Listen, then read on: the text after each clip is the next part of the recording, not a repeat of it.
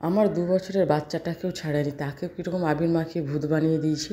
তো hello everyone, সবাই কেমন আছো? আশা করছি ভালো আছো। আর এই ব্লগটি কয়েকদিনের আগে, তো এই ব্লগটি তোমার সঙ্গে শেয়ার করাই হয়েছিল না, তাই ভাবলাম আজকে শেয়ার করে দিই। আর সকাল সকাল ঘুম থেকে উঠেই দেখি সবাই এত রং খেলায় মেতে গেছে।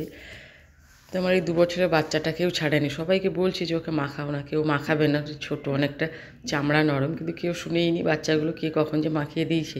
তো প্রথমটা সে ভয় পাচ্ছিল ঠিকই, কিন্তু তারপর সবাই মাখানোর পর আর সবাই যখন দৌড়াদৌড়ি হচ্ছে, খেলছে দেখছে, ওর তখন অনেকটা সাহস হয়ে গেছে, ও খেলবে।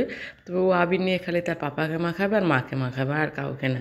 তো যাই হোক, হোলি টোলি খেলে স্নান টান সেরে চলে এলাম রান্নাঘরে। তো দেখছি মা রান্না করছে, আমাকে বলছে যাও কয়েকটা গাছ থেকে বেগুন তুলে নিয়ে ভাজা করে দেবো।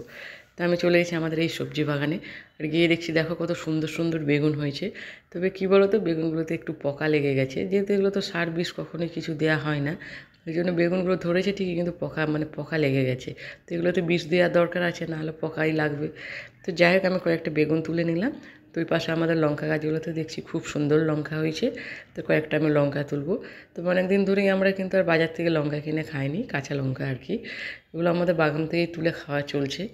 তো তারপর আমি কয়েকটা ভালো করে ভালো ভালো দেখে কাঁচা লঙ্কা তুলে নিলাম। ঘরের সামনে যদি একটু জায়গা থাকে আর তাতে যদি একটু ছোটো করে সবজি বাগান থাকে, কত না ভালো হয়। যখন যা ইচ্ছে হবে ছুটতে গিয়ে তুলে নিয়ে চলে এসে, এই যেমন আজকে দুপুরবেলায় মনে হলো বেগুন ভাজা হবে, চলে গেলাম বাগানে। যাই হোক, আমি কয়েকটা ভালো ভালো বেগুন তুলে নিয়ে এসে দেখি মা রান্নাঘরে ভাত বসিয়ে দিয়েছে, আর যা যা তরকারি পাতি হবে কেটে নিয়েছে। তো আজকে যে লাউ আলু চিংড়ি মাছ দিয়ে তরকারি হবে, উচ্ছে আলু ভাজা হবে, আর ওই বেগুনটা ভাজা হবে, আর এটা আর্যর জন্য ডাল বসিয়ে দিয়েছে।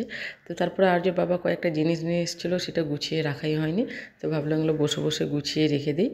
তো এই যে আর্যর জন্য বিস্কুট প্যাকেট, ঝুড়ি ভাজা, আর আমাদের একটা বিস্কুট, চানাচুর, আর কয়েকটা প্রয়োজনীয় জিনিস বাকি ছিল উনি নিয়ে এসছে। প্রয়োজনীয় জিনিস বলতে কলগেট, মুখে মাখার কিছু জিনিসপত্র, আর 2টা পারফিউম। আর আচ্ছা, আমাকে জানিও তো তোমরা যে গোল গোল যে বিস্কুটগুলো দেখাচ্ছে কে কে খেতে পছন্দ করো। আমরা কিন্তু চা দিয়ে খুব পছন্দ করি খেতে এগুলো। আর এই 2টা পারফিউম নিয়ে এসেছিলো। আমি তো দেখে বকছিলাম যে এগুলো কেন নিয়ে এসছো, কারণ এই ফগের গন্ধ আর এগুলো এত উগ্র গন্ধ, এগুলো তো আমার একটু সহ্য হয় না। একদম হালকা গন্ধ হবে সেগুলো ভালো লাগে, আর ফগের যে উগ্র গন্ধ সেটাই ওকে বলছিলাম।